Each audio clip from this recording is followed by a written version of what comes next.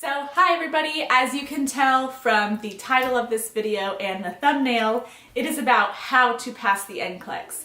If you have just graduated, congratulations! You have survived nursing school and all the pressures that go with that. Now it's time to get serious. Now you need to get a license, you need to pass the national licensure exam, and then get a job. So let's not worry about getting hired and foundations of nursing, working wherever you are. Let's just focus on congratulating yourself for passing nursing school and getting ready for the NCLEX.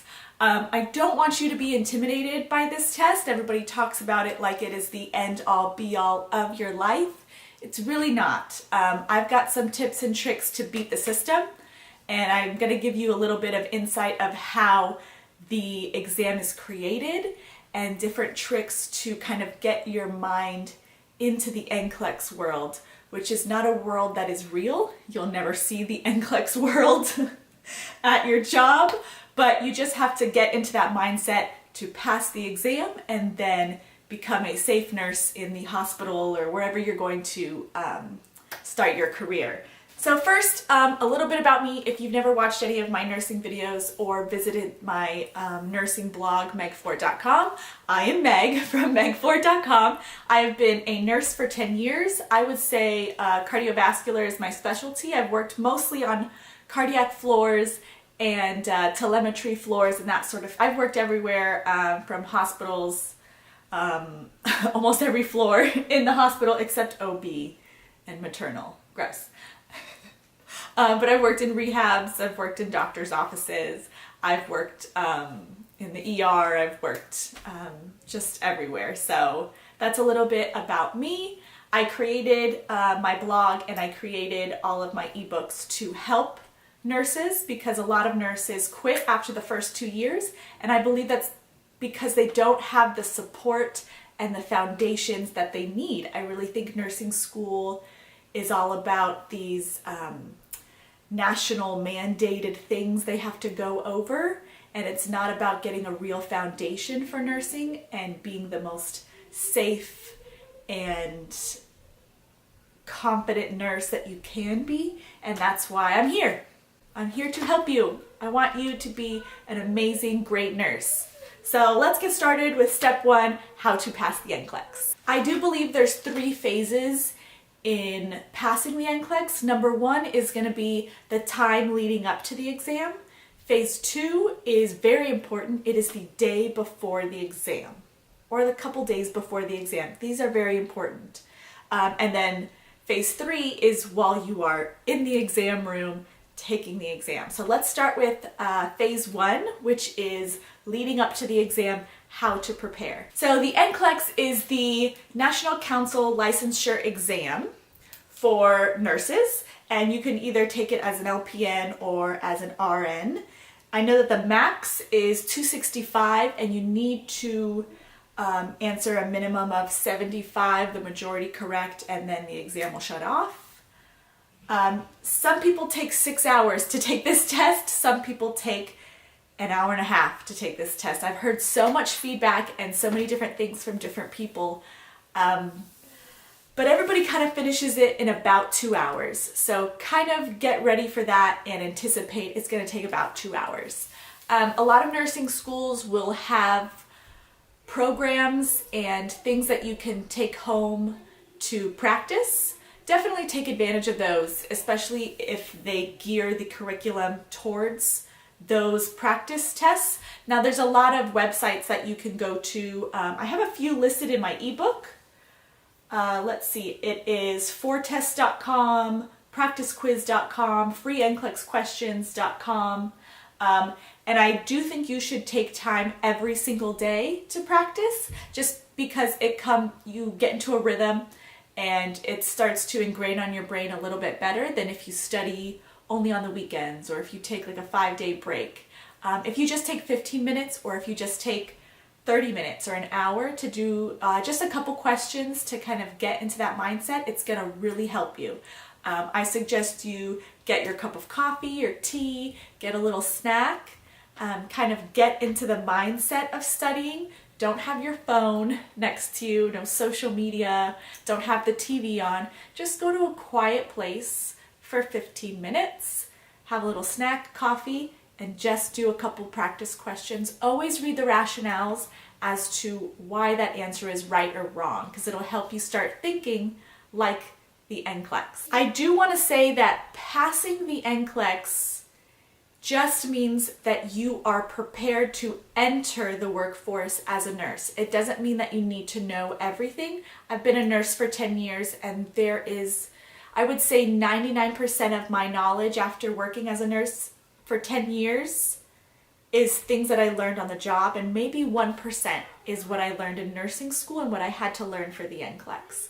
So you don't need to know everything, okay? You just graduated. They just reviewed everything really quickly. You are just gonna prove to the NCLEX that you are going to be a safe nurse and that you're ready to enter the workforce. Everybody asks me, how many questions do I do? How long do I spend on it? Like I said, about 15 minutes a day.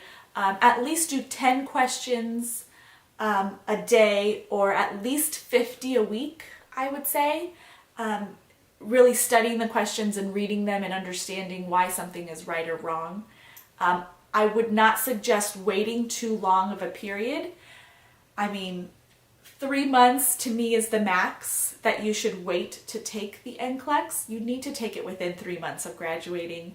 Everything is still so fresh. That's just how our brains neurologically work. You don't want to start losing information and throwing it away. So, like I said, 10 questions a day, at least 50 a week, at least 15 minutes a day. I mean, you can do that. You probably spend that much time on YouTube or Instagram a day. Just replace it with NCLEX review, and then try to take it as soon as possible. As soon as you can get an exam date close to you within your area, do not wait longer than 3 months. Phase 2 is the day before the exam. I think this is such an important phase, and people kind of freak out and they mess up in this phase, and it really ruins test day.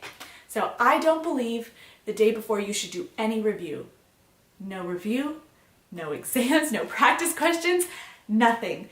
This needs to be a mental preparation day. I suggest that you just relax on the day before the exam.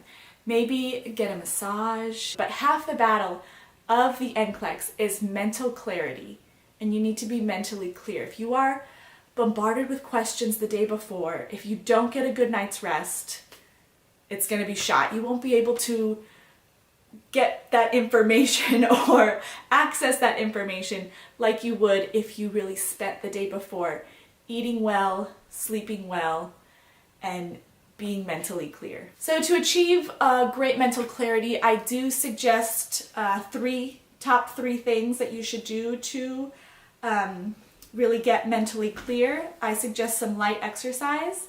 Don't go do like a spin class or something, but just light exercise. Maybe a nice little walk around a pond or around your neighborhood. Maybe some light yoga. I have some beginners yoga and beginners meditation on this YouTube channel that I can suggest. I'll put the links below in the description. So definitely light exercise, and then eat well. Try not to eat junk food.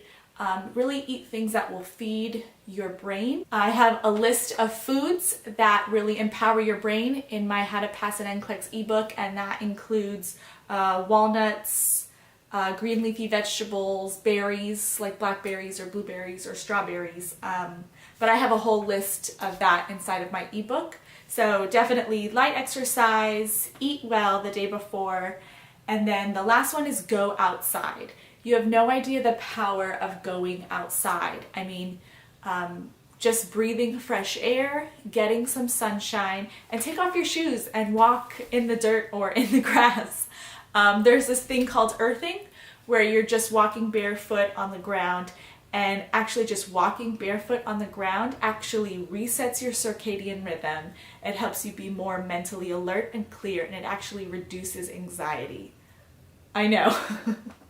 But I always do this if I travel to different time zones, like especially if I travel all the way out west to California, or I travel like all the way to Europe. I get really messed up with sleep really easily. I think it's just all the years of night shift that I get like messed up so easily. So to kind of get back into rhythm, I like to just find a park, take my shoes off and walk around for like 15-20 minutes. And I promise you it always works. I'm always ready to like fall asleep when the sun goes down. It's like my body knows what to do and like gets the rhythm. So definitely do that. Okay, phase 3, which is the scary one. It's really not. You've done all the preparation, you have reviewed, you had a great day yesterday. Now phase 3 is the day of the exam.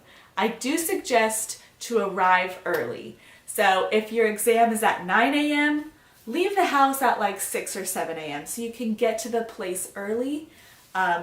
Rushing is just gonna cloud your mind. So you just want to get there early. I don't know how much traffic is in your area, but get there, you know, at least plan for at least an hour early. So you can maybe drink a little coffee, get a little light snack, and do some meditation. I have a great 5-minute meditation video on this YouTube channel. I'll include it in the description. It's just great to not be rushed, not be stressed, and walk into the exam totally relaxed. I mean, as much as you can be. I also want to suggest that you wear comfortable clothes when you go to the exam center. These places are freezing. These test centers are freezing. I don't know if they're trying to like kill antibiotic resistant bacteria with the temperature, but they are always so cold. So wear comfortable clothes and definitely bring a sweater or a hoodie or something that you can be comfy and cozy in. Don't dress to impress. No one's going to be impressed if you come in business clothes. No one cares. So just dress to be comfortable. A little tip that I did when I took the exam was that I brought earplugs. I have a very like hyperactive brain, and if I hear people rustling around, if I hear people coming in, if I hear the ticking of the clock, I just get distracted really easily. I think it's just my brain. So I bring earplugs to wear, just like those soft ones. You can buy them anywhere at any drugstore or Walmart, of course, or Amazon. And I wear those and I put them in right at the beginning of the exam to kind of just block everything and everyone out. If you are going with friends, which a lot of people do, I didn't do it. I actually took it in a different city. I went to school in Miami and I actually went to Orlando to take the test.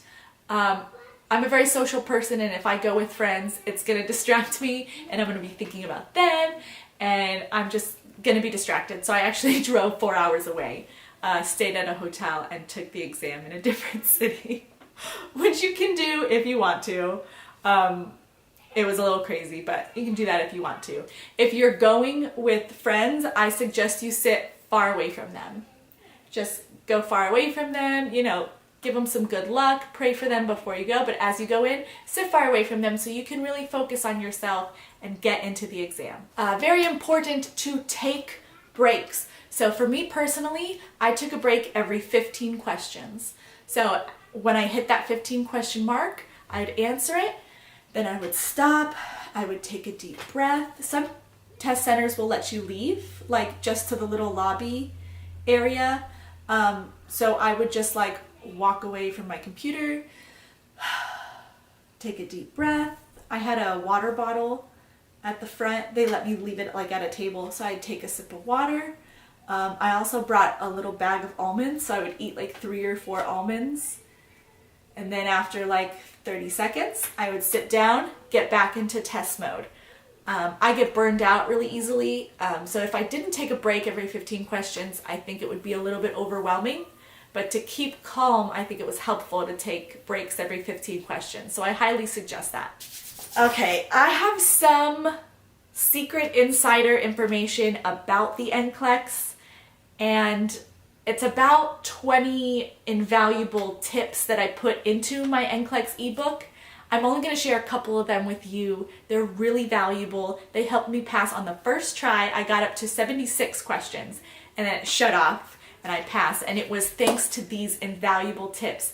And I remember I memorized them and I used them in my practice questions and I started to get all of them right, and this really helped me pass the NCLEX. So I'm only going to share like maybe 5 with you. I'll share 5 with you. But then you'll have to buy my ebook to get the full 20 or 25 tips. So here we go. Here's an example of a great trick. Oh, here we go. Look out for words like always, all, everyone, none, only, never, every. These are extreme words, and they imply that there's no exceptions. So when you see those types of words, that should tip you off that that's the wrong answer. So you can eliminate that as a wrong answer. Oh, here's a good tip. The focus should always be on the patient. So when the NCLEX is asking you a question, and the patient in the question should always take priority over enforcing a policy or making a doctor satisfied. They love to trick you with this. They love to trick you with, well, the policy says, and the doctor would be upset if, or the doctor asked for this, but there is an answer about making the patient first and doing what is the most safe option for the patient. That is the right answer. So if it talks about policy or satisfying the doctor, throw that out. Always take note of the patient. The NCLEX will talk about newborn, child, adult, elderly, infant. Always take that into consideration before looking at the options. So while you're reading the question, it helps to visualize the patient. So if they're talking about a newborn or they're talking about an elderly person, they always make it very clear. So visualize that patient in a hospital bed. So if it's an infant or a newborn, imagine them in a crib, and it'll kind of help you paint the picture mentally. Because sometimes they will present the question and it looks like you totally get it, but then you miss the word infant, and you miss that question. So pay attention to who the patient is and how old the patient is. Ooh, another one that someone that writes questions for the NCLEX told me about is always assess before calling the doctor. They love to give you the option of call the doctor. You need to call the doctor. Something's wrong, call the doctor. Always assess before calling the doctor. That's a really big thing that they trick you with. Always assess the patient before calling the doctor. So if something is wrong, the monitor says the blood pressure is 200 over 180. The patient is complaining of nausea. Whatever it is. And the options are to call the doctor, and they like to put it in the first option, A, call the doctor. So you could be like, oh, that one. Always assess the patient. There's always going to be the option to assess the patient before calling the doctor or calling a code or something like that. I'm going to say it again because this is so important. Always assess the patient before implementation or calling the doctor. And then I'll throw this one in there. When in doubt, choose the option that will cause the least harm. They like to give you somewhat wrong answers or somewhat right answers, and then you have to choose what is the most right or the least wrong.